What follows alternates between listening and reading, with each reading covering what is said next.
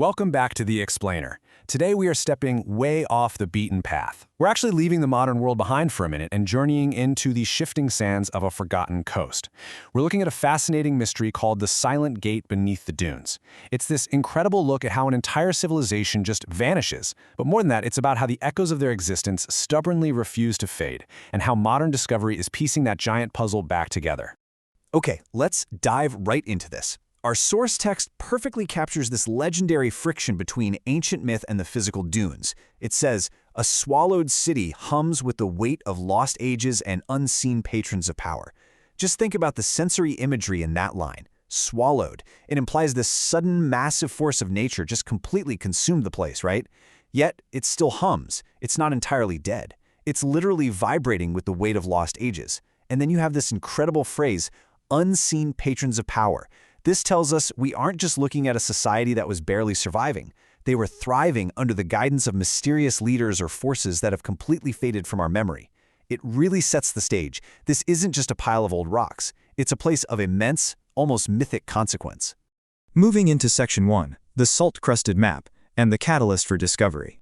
You know, every great historical mystery needs a physical catalyst, something tangible that actually tempts a historian to go out into the harsh elements. And in this case, it's a map fragment. The source specifically describes it as salt-crusted and faded. Now, that little detail is absolutely crucial. Think about it. It is incredibly rare for organic material, like parchment, to survive in these harsh, alkaline coastal environments. Usually, the salt and the sand would just completely obliterate it within a century. There'd be nothing left. Yet somehow, this document survived against all odds, battered by coastal winds and sea spray. And it's exactly this fragile piece of physical proof that pushes our historian to go out and challenge local legends, using the hard, unforgiving tools of real archaeology. Which brings us to Section 2, Uncovering Impossible Precision and the Dig. Let's see how this builds. Our source lays out the methodical forward momentum of the historian's actual work out there in the sand. And look, it's not glamorous Indiana Jones-style running and jumping. It is rigorous science. Step 1 is the core mission, testing these wild legends with actual archaeology. Then Step 2 introduces a really fascinating detail, recording oceanic sentinel tallies. This suggests that whoever lived here left behind markers or watchers, maybe measurements related to the very sea that eventually swallowed them. And our historian is out there painstakingly logging every single one of them. Finally, Step 3 highlights the physical toll, digging trench after trench. Anyone who's ever been on an archaeological dig knows the sheer exhaustion of moving that much earth. It is repetitive, grueling work. They are literally peeling back the dunes, layer by layer, just searching for the truth. But all that grueling work in those trenches finally pays off with a genuinely startling discovery. The source notes that the excavation, quote, reveals stone cut with impossible precision. Take a second to really appreciate the gravity of that statement. Impossible precision.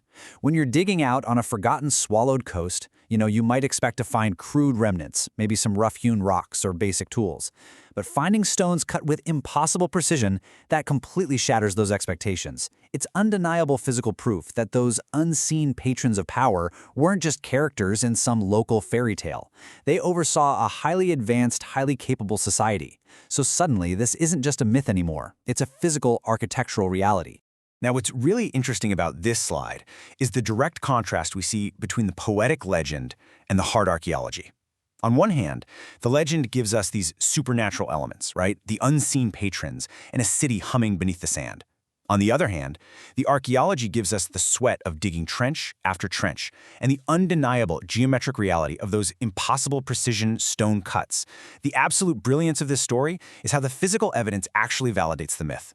The hard science doesn't destroy the magic of the legend, it amplifies it. It proves that all this poetic folklore was actually rooted in historical fact. All right, Section 3, the catastrophic flood and how a civilization vanishes.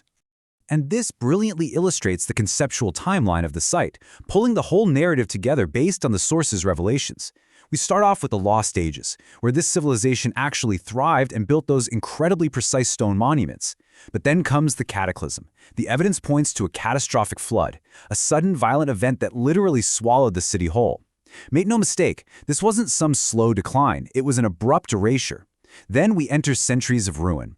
This is a massive stretch of time where the site is completely abandoned to nature, leaving only an empty wind. And finally we arrive at present day, where our historian shows up with that salt-crusted map to uncover the echoes. It really is a sweeping epic of rise, fall, absolute silence, and rediscovery. I want to pause here for a second and just focus on the sheer desolation of that aftermath phase. The source text gives us incredibly vivid sensory imagery. The civilization completely vanished, and what was left behind? The source says it left only an empty wind whispering through dry corridors. Just think about the absolute silence of that. Corridors that were once bustling with citizens, leaders, and the hum of a thriving society are now just bone dry, filled with nothing but the whisper of the wind. It really makes you feel the haunting emptiness of those dunes. It's a stark, almost scary reminder of nature's ultimate power over human engineering, no matter how precise those stone cuts were. Moving to our final part, Section 4, Memory Against Ruin and the Legacy. So the crucial point here is that this whole thing ceases to be just a dry archaeological report. As the source states, the tale tightens into a mystery of motive and memory. Why did they build this place? What were their real motives? And honestly, more importantly, how did their memory survive a catastrophic flood and centuries of empty wind? The physical excavation of those trenches has completely transformed. It's now a profound psychological and philosophical mystery.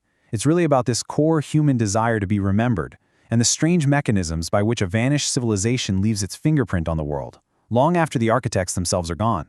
Which naturally leads me to ask you this direct question. Why does the past refuse to stay buried? Even under the weight of an entire ocean, even under millions of tons of shifting dune sand, the echoes of this city demanded to be heard. I mean, it tempted a historian out there. It left a salt-crusted map. It really pushes us to think about our own lives and our own civilization. If a catastrophic event were to sweep over us today, what parts of our memory would stubbornly refuse to stay buried? What impossible precision would we leave behind for some future historian to uncover? This leaves us with a really powerful final thought from our source material. The echoes demand readers weigh memory against ruin. That is the ultimate scale we are left with here. On one side, you have the absolute destruction of the catastrophic flood, the ruin. On the other side, you have that tiny salt-crusted map, those impossible stone cuts, the lingering legend of unseen patrons, the memory. Ruin has all the brute power of nature, but memory has the stubborn resilience of humanity. So which is heavier? Which one ultimately wins out in the end? It's a genuinely fascinating concept to wrestle with. Thank you so much for joining me to unpack this mystery today, and hey, keep looking for that impossible precision hidden beneath the surface of the world around you.